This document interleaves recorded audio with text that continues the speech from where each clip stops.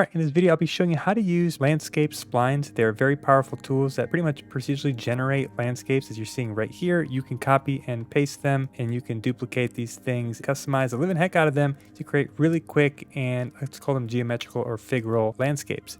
And these are totally controllable by editing the spline points to your liking. You can also attach meshes to them. This is very powerful and you basically just create splines on the go just by drawing them. This alongside adding some, water features can make this pretty powerful. I can go ahead and turn on PCG content that I've created within my spline zones. You can see I'm nesting in vegetation within my pockets of geometry, and this allows you to create very sculpted and figural landscapes quite quickly. Let's go ahead and get started.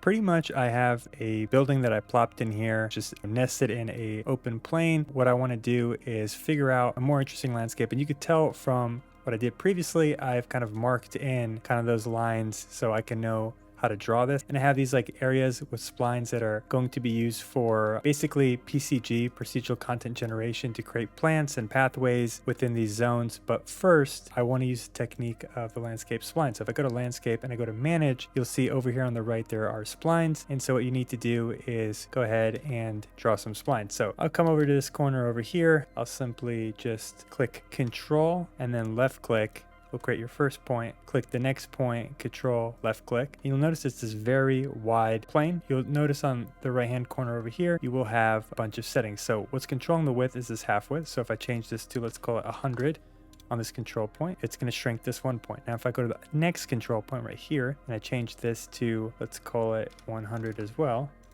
And so let's go ahead and continue my spline. I got to click that next control point and I'm going to hold Control and then click again. And it's creating a spline, and then I'll do that again. And so because it's set to 100, it's going to continue this 100 path. Then I'll go ahead and let's just say we're going to turn and we'll get it somewhere close to what I had before. Not going to be 100% perfect. So that's spline number one. And so I'm going to explain a few things. You can click these control points and I can move them around. Again, I'm just trying to match it to what I had before. So I'll just move this over here and you'll notice that it's in the ground a little bit. That's why it's kind of disappearing, my outliner over here. And so I'm just going to move this over here. And so one thing you want to notice is that this is in the ground, okay? There's a few ways of adjusting this. I can go back to selection mode, all right? And I can go up to my landscapes and I will have a landscape spline right here. It'll be at the very top of your landscapes. I can go ahead and I could just move this up. I'm gonna zoom out and I'm just gonna move this up, okay? And it's moving everything up with it. Well, you'll notice that this is like a very big hill. It's not like what I drew before or what I modeled before.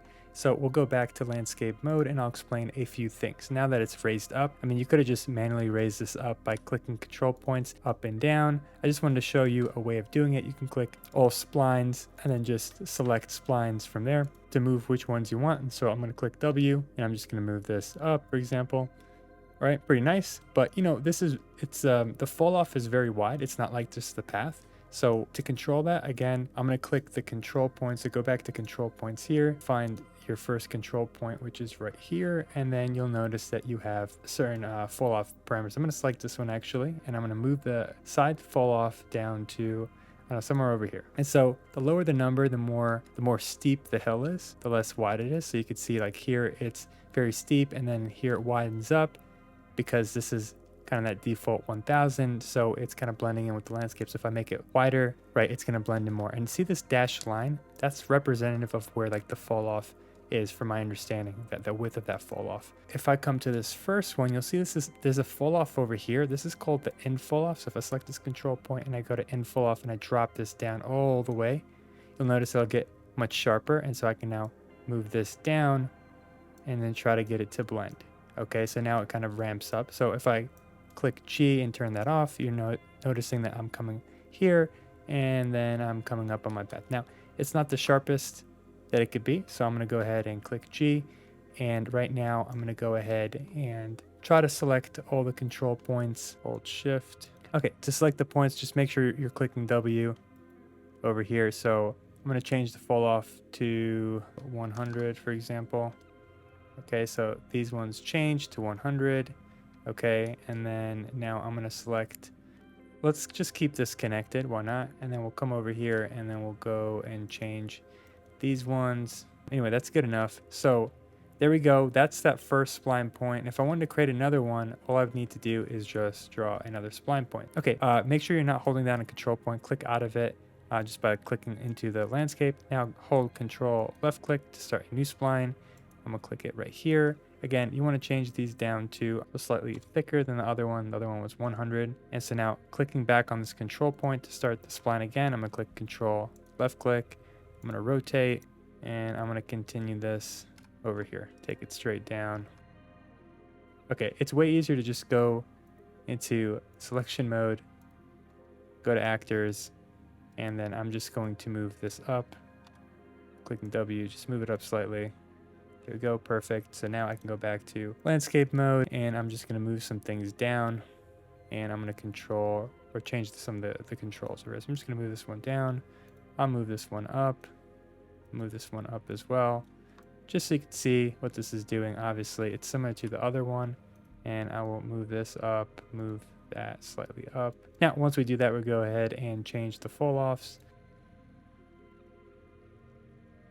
Okay, so I set up the splines, moved them around, changed some of the Falloffs like we did with the first spline, and we get something ridiculous like this. So if I turn off the spline preview, you could see we get something very controlled. So the point of this is to get something more figural or something more geometrical, something that you wouldn't be able to do as easily. You can't kind of lay out patterns as easily as you can here and change them. Now, this kind of looks atrocious compared to my first go, which was already quick. Well, this kind of just looks like trash, but yeah, you get the point. It's not the best.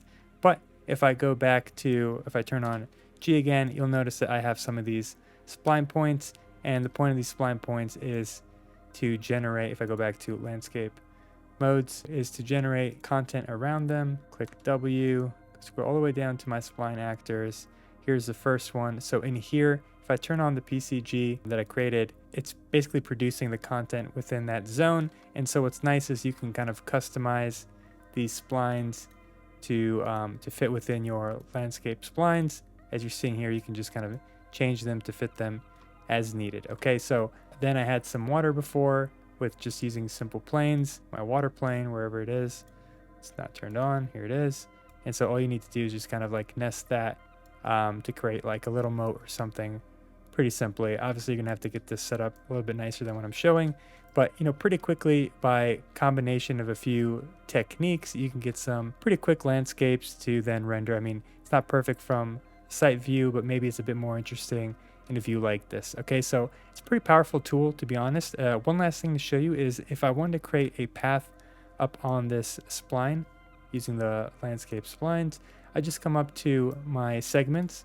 So I just go ahead and I select, for example, this segment, and I'm just gonna go all the way around selecting my segments that I want to have a path. Okay, here we go. I selected all my spline points and I'm gonna scroll down. Actually, I'm not even gonna scroll, I'm just gonna search mesh. What I want to do is I want to attach a mesh to this. So if I type in mesh in my search here on these splines, you will notice that you will have a spline mesh array element. You have 0 elements in here. So you're just going to click plus to add an array element and you're going to go to mesh. And here I'm going to go to my mega scans and I do have my 3D assets. I have a modular concrete median and I'm just going to grab this median in here. And just like that, you have a pathway on top of your spline. Okay, so I'm going to turn off the preview, deselect, go to selection mode, I should say, and you'll see that this asset that I downloaded from Megascans is now cleanly following this path. Okay, again, another thing you could do to easily get a very nice, you know, procedurally generated landscape, if you want to call it procedurally generated, I would kind of include this as a non-destructible workflow, and so, you know, this is pretty powerful stuff. And you can do stuff really quickly. Again, I can go ahead and go to landscapes and turn on my spline points again. And I'll go to my control point right here, wherever it is. Where is it? Click W, there it is. So I can just move this and everything moves together. Okay, so it again is pretty powerful stuff, pretty amazing to have. In addition to PCG, which is procedural content generation tools that I showed in a different video, and then which is generating these automated vegetation, and then on top of other landscape tools such as just the normal kind of sculpting tools you have and the blueprints that I've shown in a previous video as well, which are super powerful as well. So combination of all these things could give you a much more robust and customizable landscape. So Again, hopefully you learned a thing or two. And if you have any questions, please let me know in the comments below and catch you on the next one.